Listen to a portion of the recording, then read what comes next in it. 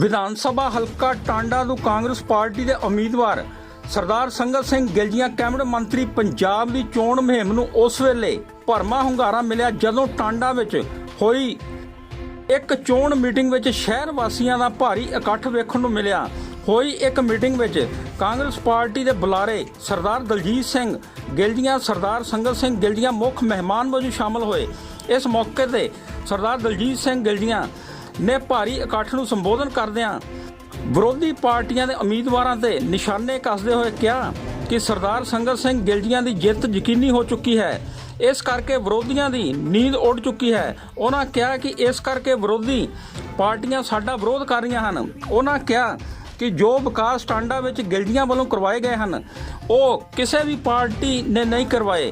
इस मौके ते होरनां तो अलावा हरिकृष्ण सैनी साबका प्रधान नगर कौंसल टांडा, नगर कौंसल टांडा के प्रधान गुरसेवक सिंह मार्शल, बिल्लू सैनी, पंकज सचदेवा, देसराज डोगरा, रवि डोगरा, विनोद कुमार सुंदरी खोसला, आशू वैद कौंसलर अय्यापुर, दविंदर सिंह बिल्लू सैनी, राजेश कुमार जसरा, हीरापुरी अय्यापुरा, कांग्रेस पार्टी के सिटी प्रधान महेंद्र सिंह अय्यापुरी तो अलावा टांडा के होर कांग्रेसी वर्कर हाजिर सन। PSC न्यूज़ TV लिए अमनदीप सिंह घोथड़ा कालमा की रिपोर्ट। मेरे बहुत ही सत्कारयोग सैनी साहब के वार्ड इकट्ठर हुए मेरे वीर, मेरे बजुर्ग, नौजवान बच्चे, मेरिया मुकावां, मेरिया भैणां, मेरिया बच्चियां, शहर के सारे पतवंते अज इस मीटिंग के शामिल हुए हो, तुहाडा बहुत बहुत धन्यवाद। अज मैं तुहाडे कोल अपनी वोट के वास्ते आया। पाओगे मैनूं वोटां?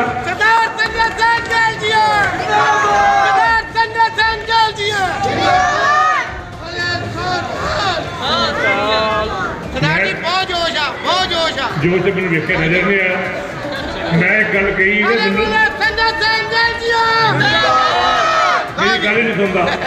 मैं एक गल कही है कि मैनू वोटा पाओगे, हथ खड़े करो, जोर ना लागे फिर करो दोबारा। एक मुंडा कैमरा बनाता भाई कमाल हुई भाई बन रही है 7 करोड़ रुपए लग के। मेरे प्यारे साथी छोटी जी गल नहीं है। जदों मेरे बच्चे इस इलाके के बच्चे, इस दुआबे की धरती के बच्चे जदों इतने सिखलाई लैणगे फिर वो नैशनल ते इंटरनैशनल लैवल से अपने माँ बाप का नाम ऊँचा करेंगे। छोटी जी गल नहीं है। स्टेडियम से आम लोग बना देते हैं। स्टेडियम में 2-3 करोड़ रुपया लगता है। 37 करोड़ से घट तो घट 15 करोड़ रुपया लगना। तो शुरू किया 7 करोड़ के नाल ते उत्ते 15 करोड़ रुपया लगना। मेरा मिशन है उन्होंने वधिया बना के देना। तुसीं देखोगे अपनी जिंदगी के विच कि कुछ किया। इत्थे ही बस नहीं, तुहाडियां मंडियां, मुंडा बोल रहा एक मंडी बनाई है, दाना मंडी एक नहीं बनाई। मैं 5 मंडियां के नाल दियां होर जलालपुर चल जाओ, नवा फर्श लाया, नवी पटके बनाई है। नथूपुर चल जाओ, नवी बना के दी है। सलांग चल जाओ, नवी बना के दी है। घोड़ेवाल चल जाओ, नवी बना के दी है। सिकरी चल जाओ, नवी बना के दी है। तो गढ़ीवाल चल जाओ, नवी बना के दी है। एक मंडी नहीं बनाई। प्यारे साथियों, मैं अपने हल्के की पूरे की गल करना, तुम टांडे शहर की गल करते हो। मेरा हल्का हिमाचल में जा लगता। हिमाचल के लोग ਜਿਹੜੇ मेरे ਤੁਹਾਡੇ शहर च लंघ के जाने तुम बहुत सुंदर बनाया। इधर कई कमियां ने ਜਿਹੜੀਆਂ पूरियां करनियां मेरे मन की। बकरखाना सी, सप्पां की भवार सी। बोल के गए भूआ सुरिंदर कौर जी, बकरखाने महल्ले के सप्प निकलते ही बड़े बड़े 12-12 फुट लंबे। उत्थे पार्क बना के देना लगा टांडे वालों स्पैशली तौर पर आस पास सारा एरिया उधर काम चलता पाया। झूठ नहीं बोल रहा। ਜਿਹੜਾ भी काम ਨੂੰ हथ पाया ਤੁਹਾਡੇ सहयोग ਨਾਲ पूरा किया। जे तुसीं मैनूं MLA बनाया, काफ़ी बार मौका दिता, मैं तुहाडे नाल एक वायदा कीता सी जिद्दन मैनूं पावर पूरी मिलेगी। पावर किन्ने चिर दी मिली? 3 महीने 21 दिन की पावर। तो मैं 3 महीने 21 दिन के विच 15 साल का काम करा के दिता। मैनूं पता था की कराया 3 महीने 21 दिन के। मेरे प्यारे साथियों, सब तो पहला मैं अपनी सब डिवीजन जो मेरा सुपना सी, जो तुहाडा भी सुपना सी ते मेरा भी सुपना सी कि मेरी सब डिवीजन बननी चाहिए, वो बनाती। तुहानूं बधाई, लख लख बधाई तुहानूं। टांडे दे विच मैं अपने बच्चों लई टांडे शहर के ज्ञानी करतार सिंह कॉलेज के जिहड़ा कॉलेज चल रहा गौरमेंट कॉलेज ज्ञानी करतार सिंह कॉलेज के जिथे मैं 8 एकड़ जगह विचों लैके स्टेडियम प्लस एक सैंसिक ट्रैक बना रहे हैं। वो सैंसिक ट्रैक कितने अगे पटियाले ते तरनताਰਨ से 2 सैंसिक ट्रैक ਕਿ ਸਾਰਿਆਂ ਨੇ ਵੱਧ ਤੋਂ ਵੱਧ ਵੋਟਾਂ ਪਾ ਕੇ ਗਿਲਜੀਆਂ ਸਾਹਿਬ ਨੂੰ ਵਿਧਾਨ ਸਭਾ ਵਿੱਚ ਉੱਚਾ ਸਿਰ ਕਰਕੇ ਭੇਜਣ ਦੀ ਕੋਸ਼ਿਸ਼ ਕਰਨੀ ਹੈ ਤਾਂ ਕਿ ਹੁਣ ਕੈਬਨਿਟ ਮਿਨਿਸਟਰ ਨੇ ਤੇ ਆਉਣ ਵਾਲੇ ਸਮੇਂ ਵਿੱਚ ਡਿਪਟੀ ਚੀਫ ਮਿਨਿਸਟਰ ਬਣਨ। ਇਹਨਾਂ ਹੀ ਸ਼ਬਦਾਂ ਨਾਲ ਮੈਂ ਸਾਰਿਆਂ ਦਾ ਧੰਨਵਾਦੀ ਹਾਂ। ਵਾਹਿਗੁਰੂ ਜੀ ਕਾ ਖਾਲਸਾ।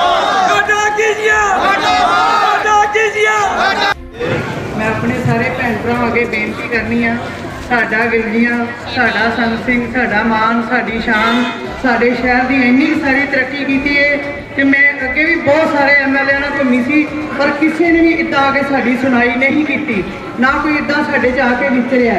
44 साल तो छप्पड़ मैं देखदी सी कि जिहड़ा उत्थे इन्होंने स्वर्ग बनाता है, अजे तक होर भी बनाएंगे। मैनूं उम्मीद है संत सिंह गिलजियां ते मैं इन्होंने एक परिवार में कहनी कि जो अपनी जिंदगी सारी ये सेवा के लेखे चलान डे ने, असी अपने घर रामा ना सुते हैं। ये रात 11-12 बजे तक 2 बजे तक घर नहीं टिकते है, कादे करके इन्हों कोई घर रोटी की कमी नहीं, सिर्फ ये सेवा में सेवा करके खुश रहते हैं। मैं इन्हों का अति धन्यवादी हाँ। मैं कहनी अपनी एक एक कीमती वोट पा के 20 तरीक को सज्जे हथ न मोहरा ला के ठाक ठाक करके इन्होंने कामयाब बनाओ। इन्हों की शान और साडी शान बढ़ेगी।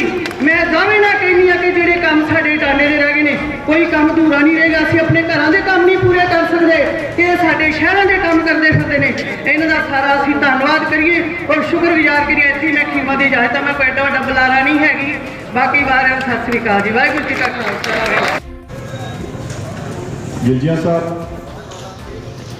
सरदार तलूक सिंह मुल्तानी साहब, रजिस्ट्रार जी, श्री हरकिशन सैनी जी, मेरे समूह कौंसलर शहर से मार्शल जी ते समूह संगत ताने जी, वाहिगुरू जी का खालसा वाहिगुरू जी की फतेह।